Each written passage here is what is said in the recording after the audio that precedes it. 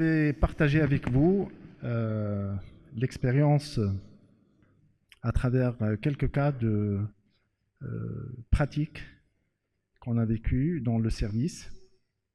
La pratique de l'échographie en réanimation à l'hôpital d'enfants date du début de l'année 2000.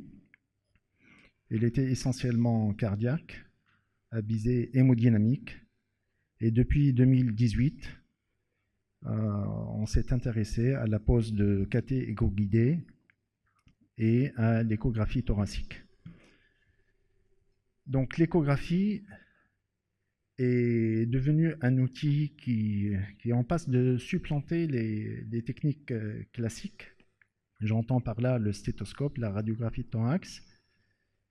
Elle est réalisée non pas par un radiologue, mais par le clinicien pour répondre à une question bien précise d'ordre diagnostique ou pour poser essentiellement un cathéter. Donc, étant donné que chez le nouveau-né, l'exploration par des techniques invasives est très limitée, contrairement à l'adulte ou en pédiatrie, donc l'ultrason a trouvé une place importante. Et en 2020, c'est devenu il y a eu des guidelines, des recommandations pédiatriques et néonatales par les SPNIC. Donc, le premier volet, ça va être le rôle de l'échographie dans la pose et la vérification des cathéters posés en néonatologie. Et là, tout d'abord, c'est la pose d'un cathéter épikétunéo-cave. Vous savez très bien que réaliser une radiographie thorax, c'est certes irradiant, et parfois on ne voit pas très bien le bout du cathéter. Et maintenant, en temps réel, on s'aide de l'échographie, et vous avez ici, en coupe sagittale, la veine cave supérieure par laquelle pénètre le cathéter épikétunéo-cave, et on arrive à déterminer exactement quelle est la distance ou la longueur à retirer du cathéter et s'assurer bien qu'il est en position centrale. Pour le cathéter veineux ombilical, on réalise une échographie là en coupe petit axe avec le ventricule droit, la valve tricuspide, le catéVO qui arrive et qu'on peut retirer de la distance qui est en plus, et on le voit ici en vidéo. Donc c'est beaucoup mieux qu'une radiographie, c'est beaucoup plus précis et ça nous évite de se retrouver avec des cathéters un peu trop enfoncés ou bien des cathéters courts. Et ça nous aide également, j'insiste auprès de mes collègues énormément de faire cette échographie avant de poser le cathéter veineux ombilical pour vérifier que le ductus venosus est perméable. Ici, on a le cathéter, la veine ombilicale, le sinus portal, la veine portale gauche, droite, et là en couleur, vous avez le ductus venosus qui se jette au niveau du système cave et de l'oreille droite. Et ainsi, on peut, au lieu d'aller poser un cathéter et buter si le ductus venosus est thrombosé ou fermé. Alors, ça nous aide également à poser parce que tout le monde, les néonatologues ici présents, posent un cathéter veineux ombilical dans le temps et ça bute et on fait des manœuvres, on appuie sur le foie, on tire, on fait plusieurs manœuvres où on fait introduire un deuxième cathéter et un premier et puis un deuxième pour s'assurer qu'il passe au niveau central. Excusez-moi.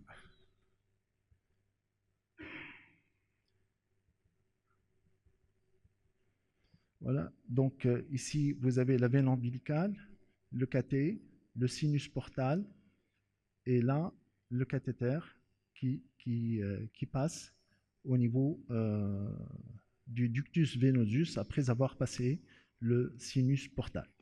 Et là, on est sûr que le cathéter est central et on va pouvoir le positionner tel que je vous l'ai montré sur la diapo précédente.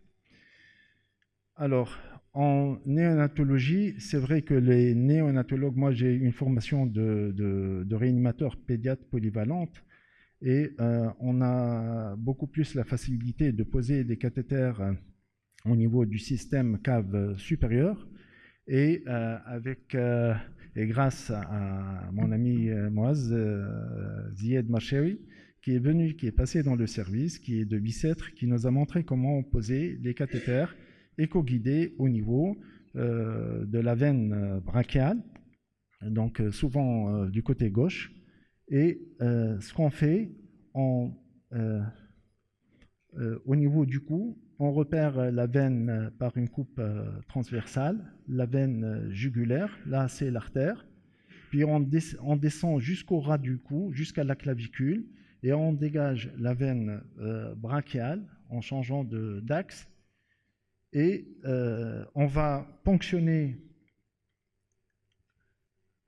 Ici, vous voyez que l'aiguille commence à pénétrer pour arriver jusqu'à cette veine-là, tout en évidant le dôme pleural. Et voilà l'aiguille qui est presque arrivée au niveau de la veine brachiale.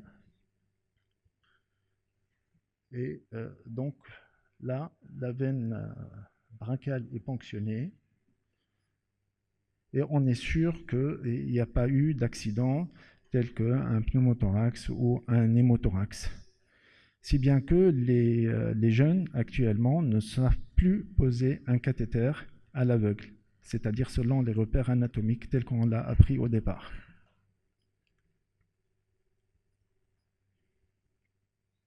Maintenant, après les cathéters, l'hypoxémie chez un nouveau-né, ça c'est un nouveau-né qui est venu, né par césarienne, qui est en détresse respiratoire, qui avait une hypoxémie réfractaire.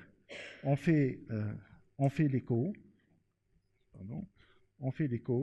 on s'aperçoit qu'il a des gros vaisseaux, l'artère pulmonaire et l'aorte qui sont en parallèle, et on s'assure que le gros vaisseau qui sort du VG et se bifurque, c'est une artère pulmonaire. On pose le diagnostic de transport des gros vaisseaux qu'on peut faire, et puis c'est le cardiologue qui va le confirmer certainement.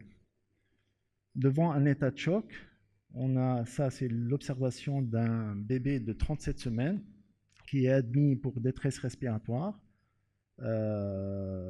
agitation de vie alors qu'il avait un cathéter veineux ombilical qui n'a pas été vérifié à l'échographie, et il est en état de choc, c'était brutal. Et qu'est-ce qu'on s'aperçoit? On s'aperçoit qu'il y a un épanchement péricardique, ça c'est le ventricule droit qui est à l'étroit, et on ponctionne cet épanchement péricardique sous contrôle écho. Et on voit bien que l'épanchement péricardique a bien régressé. Maintenant, vous êtes en face d'un bébé qui est un nouveau-né à terme de 3,8 kg. On était obligé de le ventiler par ventilation haute fréquence avec des pressions moyennes qui sont élevées de 22 en raison de cette hypoxémie. Les tensions artérielles s'altèrent. D'après vous, en regardant cette vidéo, quel est le premier geste à faire? Ça c'est vrai, il faut le remplir, mais avant tout réduire la pression moyenne, parce que la pression moyenne est le paramètre le plus important qui conditionne le retour veineux au cœur. Avec une pression moyenne élevée, le retour veineux est vraiment réduit. Nouveau-né de mère diabétique, hypotendu, avec une échographie, avec ce septum qui est énorme, et une cavité qui est cardiaque du VG qui est réduite, qui est à l'étroit. Évidemment, chez ce patient, avec cet écho, s'il est en hypotension, il ne faut pas le fouetter, il faut arrêter immédiatement les inotropes qui vont accélérer la fréquence cardiaque davantage et réduire énormément le temps de la diastole, donc du remplissage du ventricule gauche, à l'origine de cet état de choc. Et puis, devant un bébé qui a une hypertension artérielle pulmonaire, et en ayant à l'esprit que la pression artérielle pulmonaire est égale au produit du débit du VD et des résistances vasculaires pulmonaires auxquelles on rajoute la pression de l'oreillette gauche, on va pouvoir savoir est-ce qu'on est devant une HTAP avec augmentation des résistances, telle qu'au cours d'une inhalation méconiale, ou bien en rapport avec une augmentation du débit, telle qu'au cours des malformations artério-veineuses, ou bien avec une dysfonction du VG. Et là, c'est l'exemple d'une inhalation méconiale avec un VD qui est très dilaté, ça veut dire qui est défaillant, qui pousse sur le septum, une HTAP de 90 mm, voire plus. Et là, c'est évident, c'est une post-charge très élevée qui fait dilater le ventricule droit, donc c'est des résistances vasculaires pulmonaires qui sont élevées. L'autre exemple, c'est un ventricule gauche qui est joufflu, qui est très dilaté, qui se contracte très mal, avec une HTAP à 50. C'est une pression post-capillaire très élevée. Et puis là, un canal artériel qui est très dilaté, c'est un shunt gauche-droite avec un hyperdébit, une oreillette gauche qui est très dilatée, qui fait 2 fois le canal, l'aorte, et donc là, c'est une HTAP en rapport avec un hyperdébit. Et puis, je vais terminer rapidement. Ça, c'est une infection néonatale bactérienne chez un bébé qui pèse 4 kg, chez qui on a isolé au prélèvement trachéal et à l'hémoculture un streptocoque B. Mais avant d'avoir le résultat de la bactériologie, on avait à l'échographie thoracique cet aspect, c'est consolidation, qui était hautement évocatrice dans ce contexte-là d'une infection néonatale bactérienne précoce, et on l'a suspecté sur cet aspect échographique qu'on ne voyait pas sur la radiographie de thorax. Et puis, tout le monde a eu affaire à des nouveau-nés à terme qui sont nés par césarienne. Avec cette radio-là, est-ce que c'est une maladie des membranes hyalines ou pas? C'est toujours la discussion. Certains disent que c'est une petite MMH, d'autres disent que c'est plutôt une DRT, mais avec l'échographie, avec une atteinte bilatérale, symétrique, des consolidations sous-pleurales de petite taille, tout ceci est étendu à tout le poumon, on est sûr que c'est une maladie des membranes hyalines. Voilà, j'ai terminé. Ce sont les exemples que je voulais partager avec vous.